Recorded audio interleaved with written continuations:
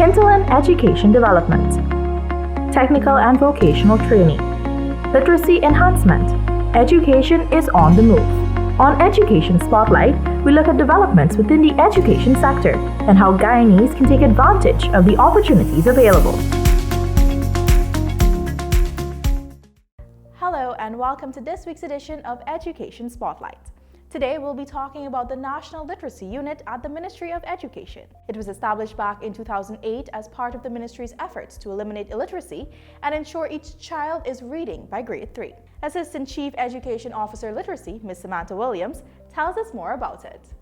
Our mandate really is to ensure that all citizens across Guyana have basic functional literacy skills so that they can make themselves employable and thereby contributing, of course, to a better life for themselves, their families, the society in which they live, and ultimately this dear beautiful land of ours, Guyana. Ensuring students can read is critical to their educational development.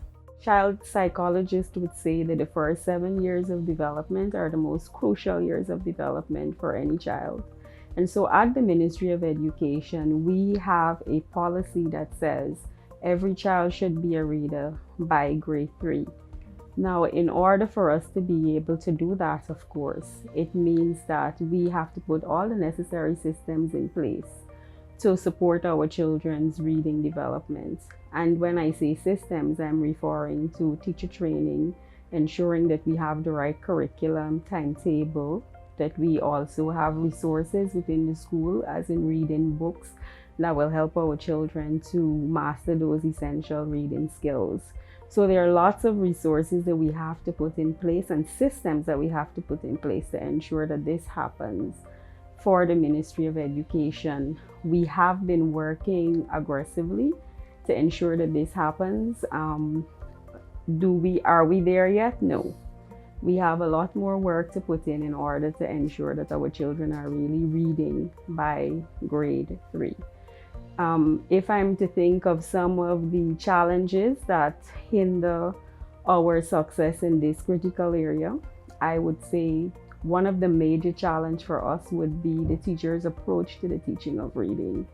It's a hard conversation to have, but it's one that is necessary. Our teachers are struggling to teach reading. Most of them, when it's time for the teaching of reading, it's just a book that is open, or they tell the children turn to a page and everybody does choral reading.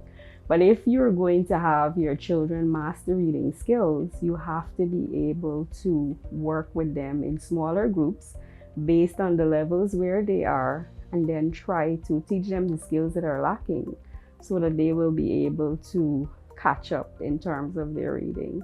The unit has taken several steps to remedy this. One such was the development of the Atlantic Reader series. What we sought to do through the Atlantic Reader is to develop a text that would teach our children the critical skills that they need for reading. Within the Atlantic Reader structure, we have a systematic approach to the teaching of reading. So we begin by first exploring some skills that the learners need to have before they even attempt to read. And that's where we do our targeted phonemic awareness and phonics, ensuring that we teach those letter sounds, we teach songs and the symbols for those songs that will help them to be able to read. So within that time, they get an opportunity to blend, segment songs so that they learn how to decode words.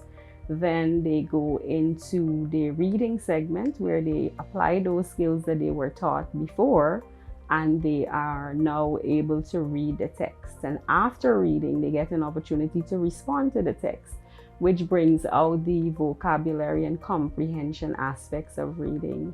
And if that were not enough, what we also did was to ensure that we provided opportunities for what we call curriculum connectives. So if I'm teaching a story that is related to the children eating healthily, then for science, I am going to look at plants in the environment that we use as food. And then for social studies, we're going to talk about the social graces, etiquette, and so on. Then for health and family life education, We talk about how we relate with our family members. So there is an entire integration process and a theme that runs through the Atlantic Reader. So definitely, we believe at the Ministry of Education that if our teachers were to teach in this systematic approach, our children will get those early literacy skills and we would be able to have them reading by grade 3. The Atlantic Reader series are books written by Guyanese for Guyanese. As such, the Literacy Unit remains committed to ensuring it accurately represents the people of our beautiful land. The Atlantic Reader series, they were officially introduced into the school system in 2015. We have done some revisions and modifications, of course, based on feedback from our teachers and also from the citizenry of Guyana. Because I don't know if you were following, but we did have some very good reviews that came out from many citizens, and we were able to take another look at the reader, and we made a second publication in January of this year. Now, coming out from that second publication, again, we're very happy that some of our citizens perused the documents again and they raised some concerns. So because it's an Atlantic Reader series, it's a book designed by Guyanese for Guyanese, we wanted to ensure that the book captures the essence of what being a true Guyanese is all about. So we've listened to some of the reviews that came out. We have made those modifications. We're going to be publishing, printing, and distributing the books to the school system in time for September. However, the books that were produced in 2015 are still in the school system and our teachers are using them. The children love the stories because they get to see their own cultural identity in them. And the teachers, as I said before, because they usually struggle with the structure of how to teach reading, they're always in high praise for the systematic step-by-step approach that is outlined in the reader. So those teachers in schools that are using the books effectively, they have the better results in reading and in English overall. Since its launch, both teachers and pupils have endorsed the Atlantic Reader series. My name is Orvin Bukag. I am from St. John the Baptist Primary School. My story is about my new school. Fear started taking over. I was walking into my first school in Georgetown, Guyana. I had traveled a long distance in order to join my mother, who had been here for 3 years, hoping Guyana would help my future. My father decided that I would be better off going to school here. So I was enrolled in the Riverview Primary School in Georgetown. I was afraid of how I would do. I didn't know anybody in my class.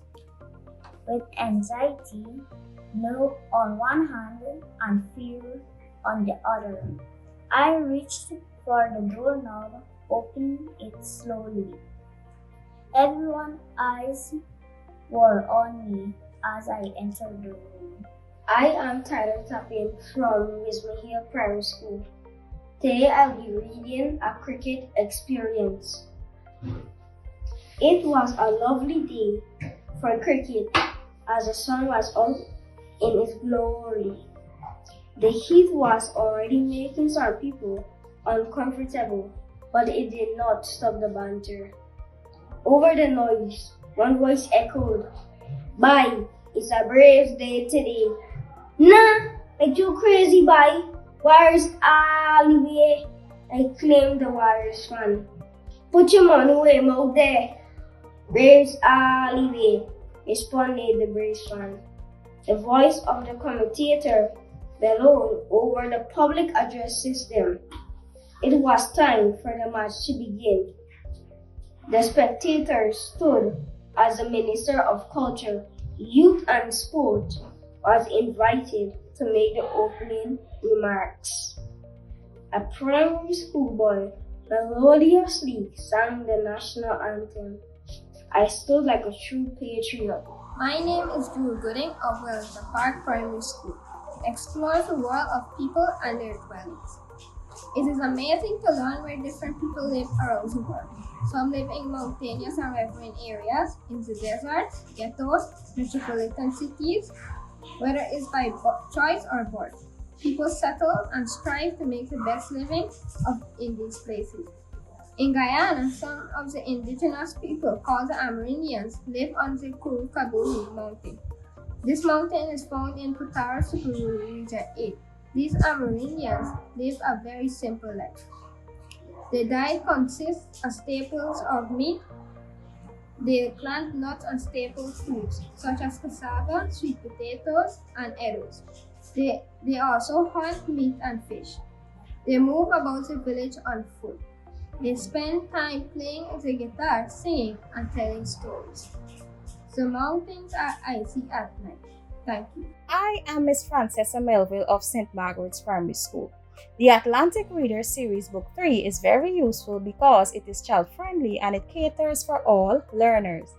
It helps children to be literate of their customs and tradition. It also integrates various subject areas, which helps children to move smoothly from one subject to another.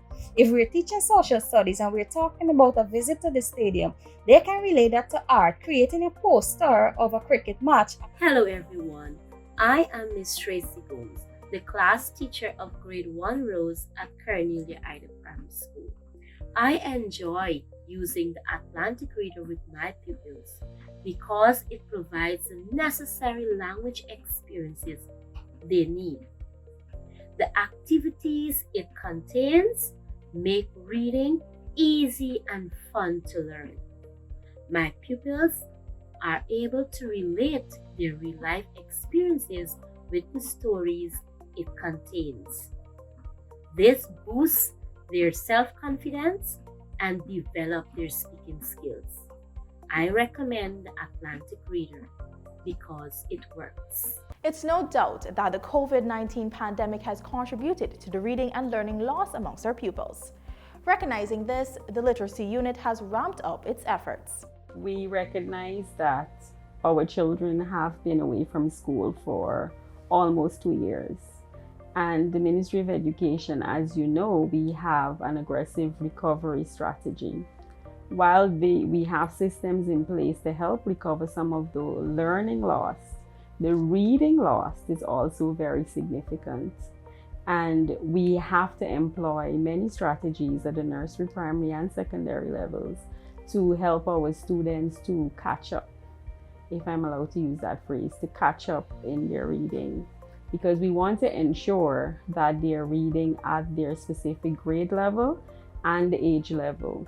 So in order to combat the challenge of reading loss, we have sought to, at the secondary level more specifically, and I'll explain why we're at that level in a few minutes. At the secondary level, we are diagnosing all of our children. We're checking to see their reading age versus their chronological age. And I can say from some of the results that have started coming into the department, we have lots of children who are ages 13, 14, 15, 16, and they're reading at the level of a 6-year-old. So what we intend to do, it's good to be able to say where they are, but you have to find a strategy that will help them to be able to accelerate their performance. So what we intend to do is to introduce a 3-tiered reading program that starts at a very basic level, where our children, once they complete that first tier, they will acquire sufficient skills that will help them to climb 3 ages above where they started. So if they started at the level of a 6-year-old, by the time they complete tier 1, they will now be reading at the level of a 9-year-old. And then they access the level 2. And then they move up along the reading continuum like that.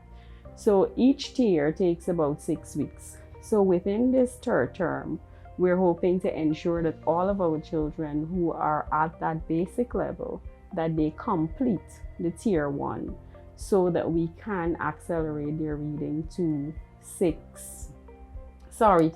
ages above their current reading level. Now, for the nursery and primary, we already have systems in place because we've been working aggressively in those two schools, recognizing that the foundation is important. And as I said before, our mission is to have readers by grade 3. Now, even beyond grade 3, if we have non-readers wherever they are in the communities, in schools, we have to find ways and means of providing a platform, a program that they can access so that they will be able to improve their reading performances. Even persons out of the school system can access services offered by the literacy unit. At the literacy department, we have services that we offer to our in-school population as well as services that we offer to the out-of-school population. So I'll begin with the latter first. For the out-of-school population, we do testing to see what your reading levels are, and we also do training and facilitation to help you to improve in your reading.